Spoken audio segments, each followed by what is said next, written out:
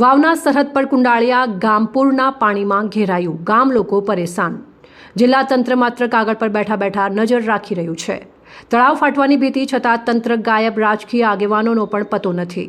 બનાસકાંઠા જિલ્લાના સરહદીય વિસ્તારમાં આવેલું કુંડાળિયા ગામ હાલમાં પૂરના પાણીથી ઘેરાઈ ગયું છે।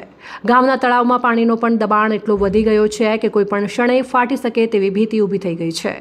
ગ્રામજનો ઘરો છોડીને સુરક્ષિત સ્થળોની શોધમાં ભટકી રહ્યા છે, પરંતુ તેમની સાંભળવા માટે કોઈ તંત્ર કે કોઈ રાજકીય પક્ષો હજી સુધી ગામે પહોંચ્યા નથી। ગામના રહેવાસીઓએ ગુસ્સો વ્યક્ત કરતા કહ્યું કે ગામ પૂરમાં ગરકાવ થઈ ગયું છે, બાળકો ભૂખ્યા છે, પશુઓ પાણીમાં ફસાયા છે, પણ આજ દિન સુધી કોઈ અધિકારી કે નેતા અમને પૂછવા આવ્યો નથી।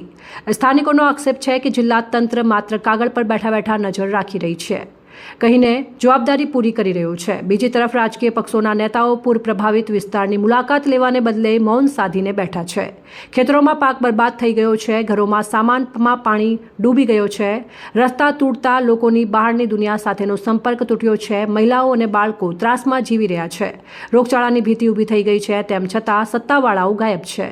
કુંડાળિયાના લોકોનું સ્પષ્ટ કહેવું છે કે અમને બચાવવા માટે કોઈ આગળ આવશે તેવી આશા હવે ઓછી થઈ ગઈ છે।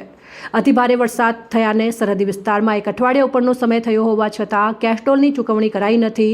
શું સરકાર પાસે પૈસા નથી કે સરકાર કેશડોલનો અર્થ સમજતી નથી?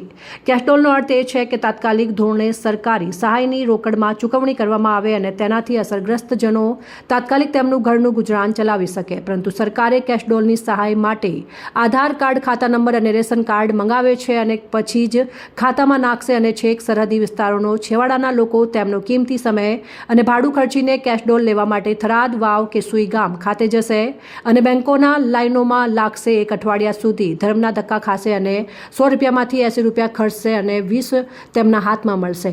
આમ સરહદી વિસ્તારના અસરગ્રસ્તોને સહાયની રકમ રોકડમાં આપવામાં આવે તેવી માંગ સાથે હૈયા વરાળ દલિત સમાજના આગેવાન બાબુભાઈ ભાટિયાએ કાઢી હતી। અહેવાલ બાબુ ભાટિયા, સંબંધ ભારત ન્યૂઝ, થરાદ।